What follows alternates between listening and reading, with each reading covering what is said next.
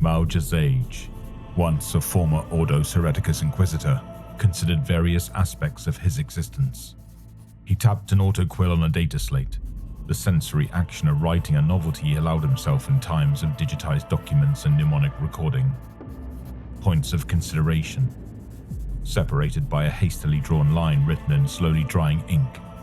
The archaic form of notification fitted his new mental state. One of immortal questions never to be answered, a Pandora's box with a single question mark contained within.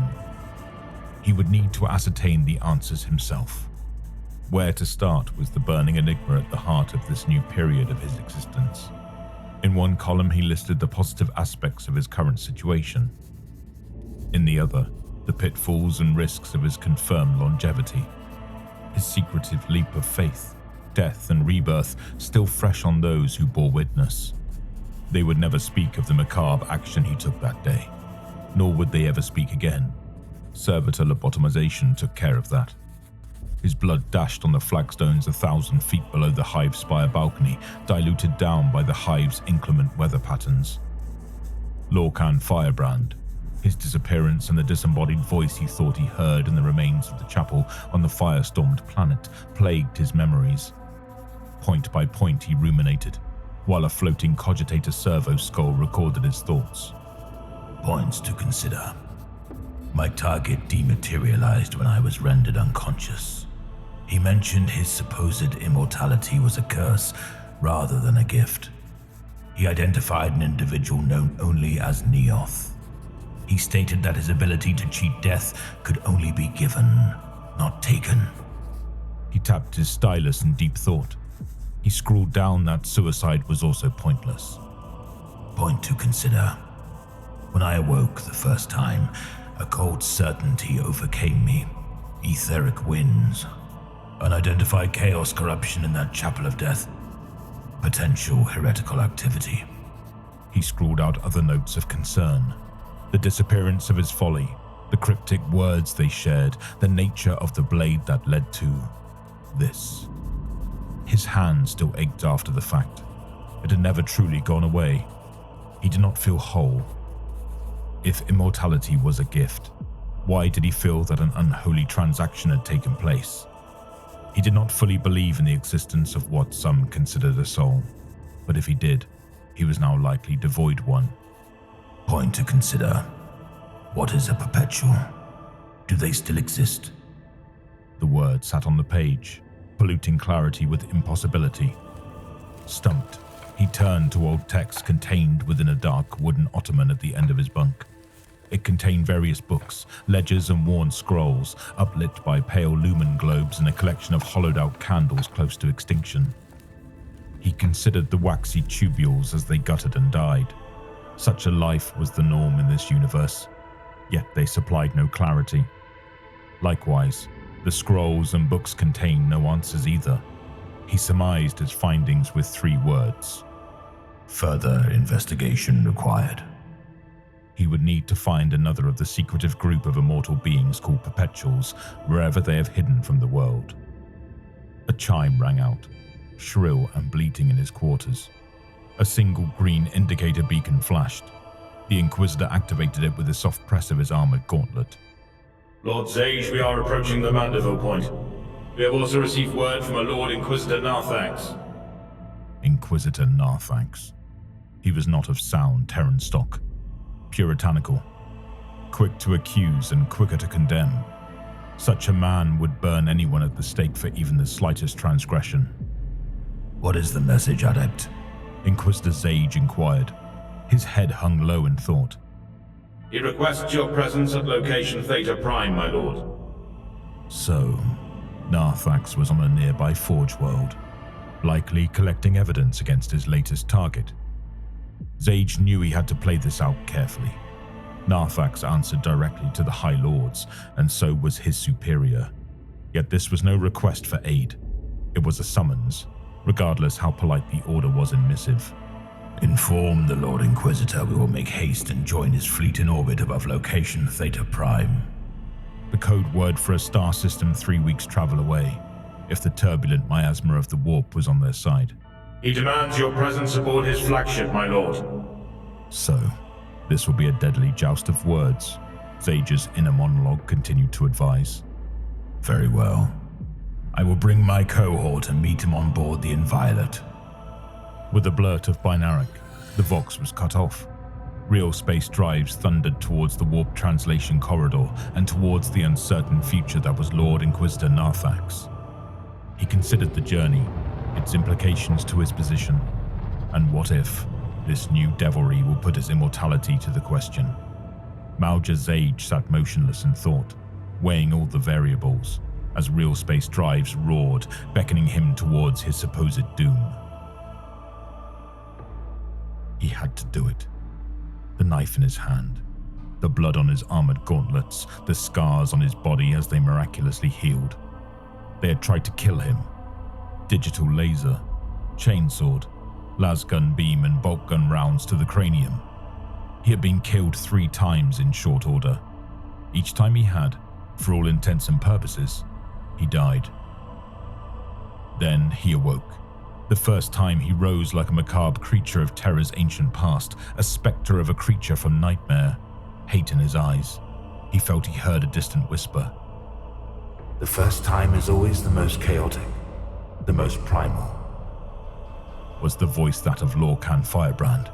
He wasn't sure. A boundless wisp of words that echoed through reawakened synapses. Or was it his own subconscious making sense of the impossible? Mauja Xage did not care. His killers, hidden in alcoves of the antechamber, a meeting area between Inquisitors, lay in secret, weapons primed. The Inquisition had spies everywhere, it would seem. Even among Mauja Xage's own command staff. He knew one of his own, hidden in the chamber, had turned traitor. The digital laser was a gift from him.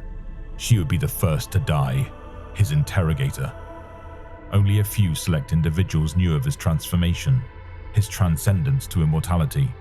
His own cadre were some of those with the clearance to know such clandestine information. He knew his interrogator had turned against him. Who else among those he held in confidence had betrayed him? His pilot, his second acolyte, his assassin. Another time. Now, he had an enemy to kill. He opened one eye, fury greased its bloody orb. His hand twitched in enforced action, a sense memory. One of the killers, a junior Calidus assassin, walked up to his prone corpse, hoping to confirm the death. Before the assassin had time to reach for his holstered sidearm, they had seen him rise. The killer to his fore was the first to feel his pain. He launched a barrage of splinter ammunition from a salvaged Eldar sidearm, before a bright beam of ruby light from a concealed energy weapon burned a tunnel through temple, bone, and brain matter. The hotshot las pistol hissed with superheated ferocity. Xage collapsed, eyes rolling backwards into the recently evacuated skull. His first kill also dropped. Blood mixing with perpetual blood. Pulped body entrails covered the deck. A moment after his first resurrection, but before he could muster words of betrayal, a close-up bolt shell ruined the skull and brain matter of the late Inquisitor Xage. It evacuated his left eye, exploding out the back of his skull, making a mess of the officer behind. He felt death's unkind embrace a second time. Get up from that, callously quipped Inquisitor Narax. Then the rejection. More controlled, less primal. Life was tossed back into his body. The Reaper's scythe failing to cut his thread. Unable, or unwilling. He awoke after the adjutant to his Inquisition colleague had checked him for life signs. Wounds seemingly healed. His recently detonated eye miraculously healed in a matter of seconds. He moved quick, taking the legs out from under the one who tried to move his inanimate corpse. Hidden temporal blades inside sheathed toe compartments parted flesh and bone without effort. The stump of a leg left standing, the body attached falling without grace. A manic scream, muffled by an ebon mask, was silenced by a swift stab through the faceplate. It sizzled under the Xenos tech that Xage had on his persons, hidden inside the secluded sheath. He managed to rise to his feet and stumble several paces, before concentrated bolter fire cored his torso, and finally, a chainsword swipe decapitated him.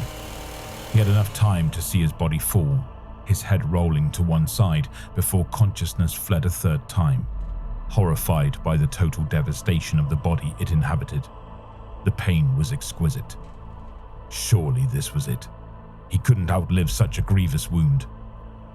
Yet he awoke. His head reattached to his body, the position it had rolled to now a bloody stain. His own twitching corpse rose, head somehow reacquired. This was insane.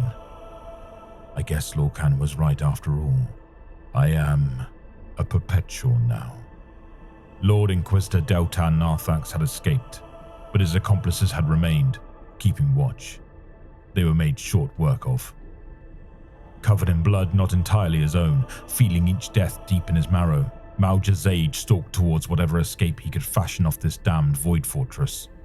He saw the remains of his interrogator, her panicked eyes fully dilated with the sweet release of death. He saw only panic in those eyes. She had witnessed his rebirth and her own death at his hands. He had made it clean.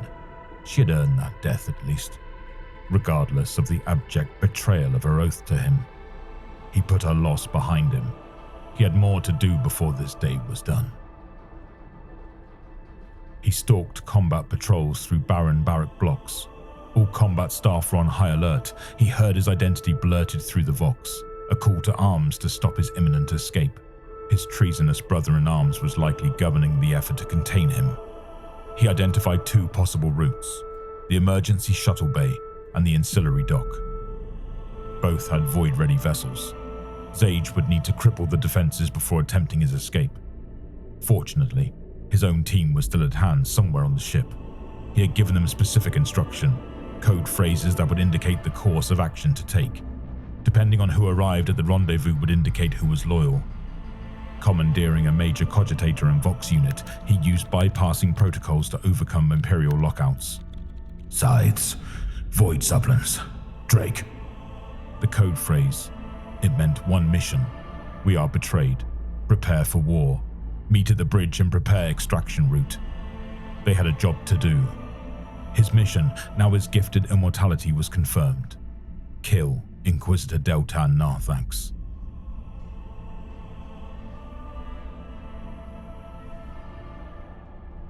Mauja Xage stood motionless in front of his opposite number. Blood ran from several wounds that knitted together.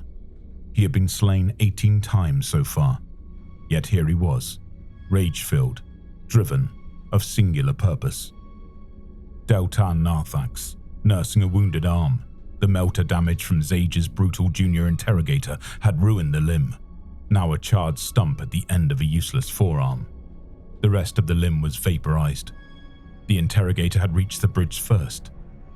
The eager adept had attempted to show his quality, undone by servitor drones making short work of the man.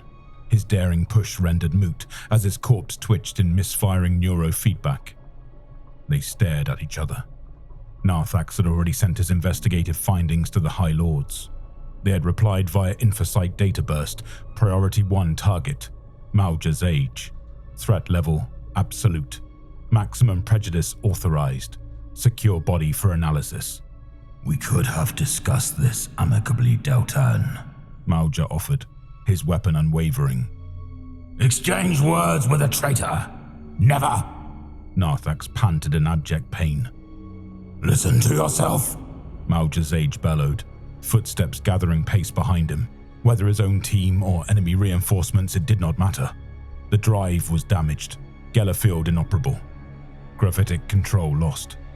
The Inviolate was slowly losing orbit above the system star.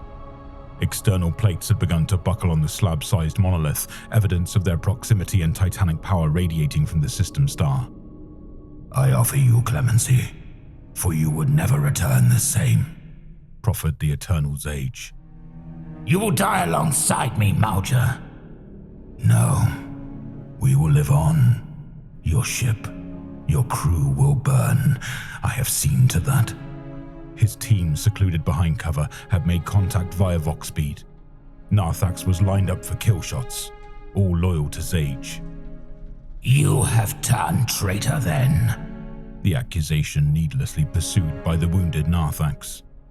Blood began leaking from the stump, color fleeing his face. Alert sirens filled the hazy air of the command bridge. Orange light glowed from closed crystalplex barriers. No. but you have made it certain I will never regain his good graces, Kerr. Inquisitor, we need to go! His pilot called over the Vox. Each member of his surviving team had received wounds this day. Yet, compared to the damage their leader had suffered, they were aghast. How was he still alive? Goodbye, Deltan, Xage said woefully as his attempted murderer raged. Deltan Narthax hated Mauja. What was once mere professional rivalry had mutated into genuine enmity. Now, Deltan Narthax raged against his own incoming mortality. His fate marched forwards, seemingly ignoring the man he had seen die 3 times several hours before. The man he knew as Mauja Xage, that same individual who bested him in the practice cages, who had now bested him in cunning, and now had even bested death itself, boiled his metaphorical blood. Soon his blood, now oozing onto the deck, would boil in the heat of the sun just beyond the heat-resistant armor plates of the Inviolate. In contrast, Xage was conflicted. He wanted nothing more than to kill his murderer. How many times had this man tried to kill him this day? Personally, at least 3. By orders, he counted 8. Yet he was still loyal to the one being he so fervently wished he could speak to, the master of mankind. He desired so vehemently to ask the God Emperor questions about Lorcan Firebrand, the origins of Neoth, about his gift. Deltan had denied him such a chance now he was excommunicated. Still, Mauja Xage refused to commit to the singular act that would make him a true traitor. Deltan forced his hand, unclasping his wounded arm, blood flowing freely from the excised wrist. He reached for his sidearm on the wrong side of his body. He fumbled with the holster as a bolt shell evacuated his cranium, brain and bone fragments scattered across blackened deck plates. To be sure, sir. His marksman, hidden to the left of their position, emptied the breech of his custom-built sniper bolter. 1 shot, 1 kill. Let's go. The screens on the windows of the command room began to glow red-hot as the thermal energy from the star threatened to overwhelm the ship's superstructure. As the team made their way to the shuttle, engines burning hot, they made it on board. The Inquisitor, halting several paces beyond safety, a look of resignation filled him. He had committed murder on an official of the Ordos. He had killed Deltan Narthax, along with the destruction of an Imperial battleship. He had sealed the fate of his team. He had to give them the mercy of a second chance, a chance to live, one that if he accompanied them would never truly be theirs. Come on, sir, get on board! We have minutes! Light bringeth clarity. Go now, and secure Serenity. The Inquisitor's orders. His final order was clear. Leave him to his fate. He had one final task to uphold. His second nodded, solemnly. Hammering a fist that was minus 2 fingers against the emergency locking button to the hold, the shuttle hatch slammed closed, before lifting off and leaving the Inquisitor in the hold of the ship. They would wait just outside immolation range of the star and watch. Confirm the death. Bypassing life support controls, Inquisitor Mauja Xage purged the docking bay of atmosphere, venting the cavernous dock into the cold void. His frame shattered, hit by several tons of fast-moving cargo, pinwheeled towards the immense radiating power of the system star. His body was vaporized, as life once more fled his shattered and immolated body. That was it then. I am done. His last memory, before utter annihilation ended him. It's not as simple as that, Xage. You forget. It is a curse. It will not yield. It will not let go. There is reason why death casts you back. A transfer must take place. A payment must be enacted. You simply lack the necessary coin, the necessary sacrifice. Remember my words. It must not be taken. It must be given. I am sorry this was not clear. Hopefully it is now. Those born without it are not affected. Blanks, you call them. They simply die. They are not cast back. They simply cease to be. It is more than what you would call a soul. You gave yours to me. I accepted it when you took my life with the fulgurite shard. It will always cast you back. You will reform. You will never cease. The shard was spent. It took me thousands of years to find it again. May you find it once more in your travels. Good luck. Life returned to Xage, his body frozen in the void. Life flooded back into his body as the cold, fathomless space embraced him. His body, flash-fried into oblivion, was now void-frozen. He had been cast out of death's grasp, thrown back to a place where he last lived. Lights beamed over his struggling frame as his bones cracked and broke under muscular strain. His ribs tried to lift, to inflate his lungs. They cracked and broke as his blood began to boil. A yawning maw of metal encapsulated his prone form as life-supporting atmosphere rushed around him. He could not hear the onrush of life-giving air around him. His eardrums were blown. He could not see. His eyes were shriveled and useless. Pain was all he experienced as life fled his desiccated carcass once more. He awoke. Several faces looked on in disbelief. They were sure he had died. A smear of black dots showed the scar across the star's surface, the only visible sign the deceased Inquisitor Narthax's battleship ever existed. He was sat in the cockpit of the small escort shuttle. His own vessel, void-locked and hidden behind refractor fields, lay motionless, what seemed less than a mile away. Its immense black bulk standing vigil over the lone escape craft. A pebble in the shadow of a giant. Xage's sight returned fully as pain subsided. How is this possible? His second-in-command said openly, expecting no reply. Tears of shock and mouths agape in disbelief considered his upright form. Color returned to his scarified face as life-sustaining breath filled reforming lung tissue. His body reforged anew, but the pain always remained. It was an echo of a memory, but it was there. Every single death he remembered. He reached for the exposed hole he expected to feel in his head. A clump of hair, unblemished, covered an undamaged skull. Scars never truly disappeared. Memories remained stubbornly like the remains of past injuries. These affected him greatly, he knew. He could almost see his future. It did not lie within the confines of the Imperium. Those under his command, they did not deserve what was to happen. However, neither could they be allowed to spread word of his gift.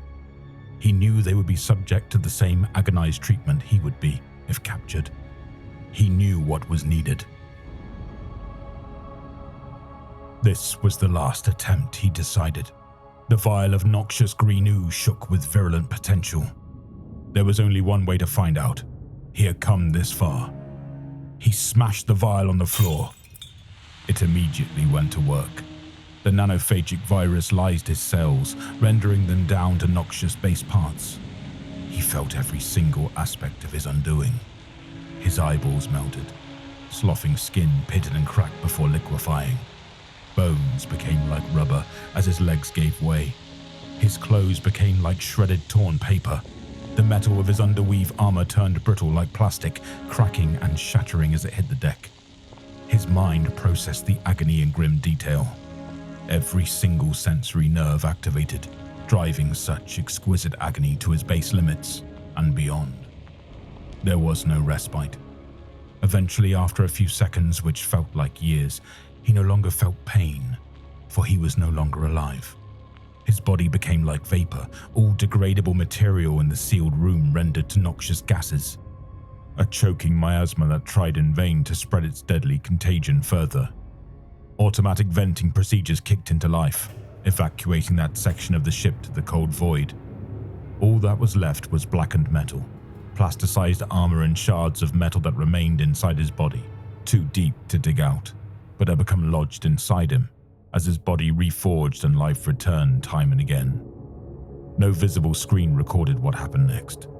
His team, sealed inside a salvation shuttle, waited for all clear to be given.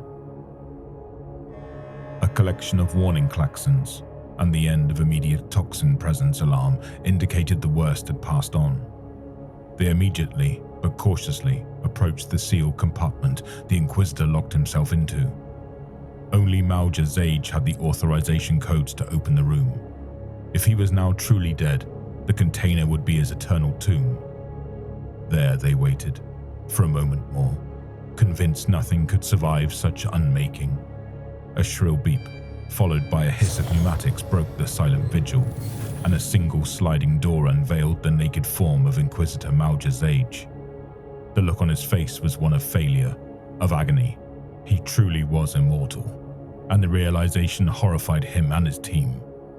Mauja Xage, throat raw with the newly forged musculature, let out a screeching, bellowed roar of defiance, helplessness, and existential dread, his cries leaving an eternal mark on reality.